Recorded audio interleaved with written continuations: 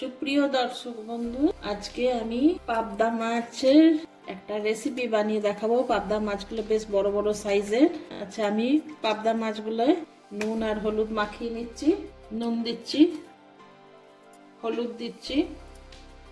আচ্ছা, আমি একটু অল্প কাঁচা তেল দিচ্ছি, তাহলে মাছটা ফাটবে না। ভালো করে মাখিয়ে নিচ্ছি মাছগুলো। বন্ধুরা, আজকে আমি পাবদা মাছের রসা বানাবো। তার জন্য আমার সঙ্গে থাকতে হবে। আমিও তাড়াহুড়ো করব না, আপনারাও আমার তাড়াহুড়ো করবেন না, স্কিপ করবেন না, পুরো ভিডিওটা দেখবেন। খুব সুন্দর আজকে একটা রেসিপি বানাবো। আচ্ছা বন্ধুরা, এটার জন্য যে মশলাটা নিচ্ছি সেটা একটু দেখিয়ে নিচ্ছি।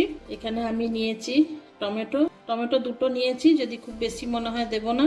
রসুন আছে, আদা আছে, পেঁয়াজ আছে, কাঁচা লঙ্কা, পোস্ত নিয়েছি বন্ধুরা, ছোট্ট বাটির 1 বাটি কালো সর্ষে নিয়েছি, আর এটা জিরে বন্ধুরা, গোটা জিরে নিয়েছি।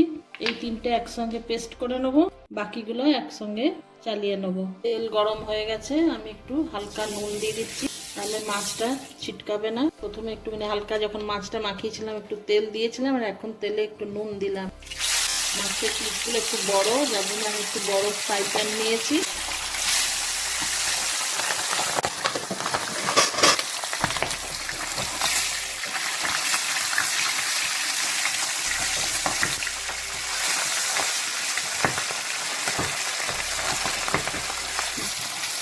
এরপরে তুলে নেব, তুলছি বন্ধুরা।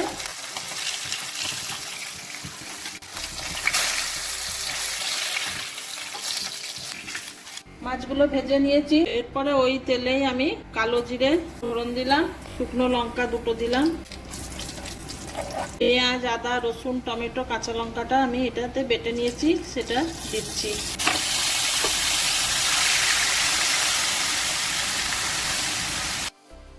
হলুদ গুঁড়ো দিচ্ছি, হলুদ গুঁড়ো দিলাম, লঙ্কা গুঁড়ো দিচ্ছি। প্রথমে কাঁচা লঙ্কা দিয়েছিলাম বলে বেশি দেব না, মিশিয়ে নিচ্ছি। কাঁচা লঙ্কা দিইনি বন্ধুরা, কাঁচা লঙ্কা সর্ষের সঙ্গে বেটেছি। সর্ষে, পোস্ত আর জিরে যেটা চালিয়েছি ওতে আমি কাঁচা লঙ্কা দিয়েছি। সেই মিশ্রণটা এবারে দিয়ে দেবো। এটা একটা রিচ ডিশ, খুব সুন্দর। ভালো করে মশলাটা কষিয়ে নেব।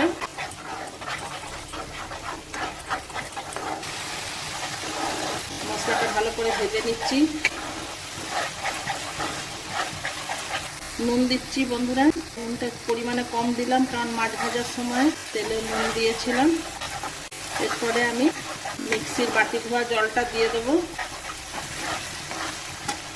দিচ্ছি বন্ধুরা।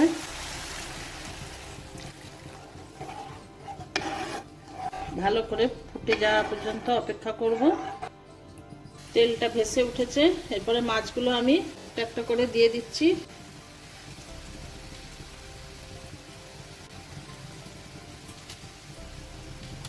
এরপরে আমি উল্টে নিচ্ছি।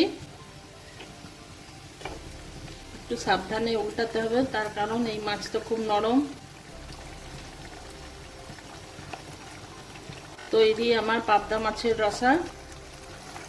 আমি এরপর ঢাকা দিয়ে স্ট্যান্ডিং টাইমে রেখে দেবো। কেমন লাগলো সেটার অপেক্ষায় আমি রইলাম। আপনারা কমেন্ট করে জানাবেন, অবশ্যই এইভাবে রান্না করবেন। রান্না করে আমাকে জানাবেন কেমন লাগলো বন্ধুরা। ভালো থাকবেন, আবার দেখা হচ্ছে আবার আমার নতুন কোনো ভিডিওতে। নতুন বন্ধুরা সাবস্ক্রাইব করবেন। ধন্যবাদ বন্ধুরা।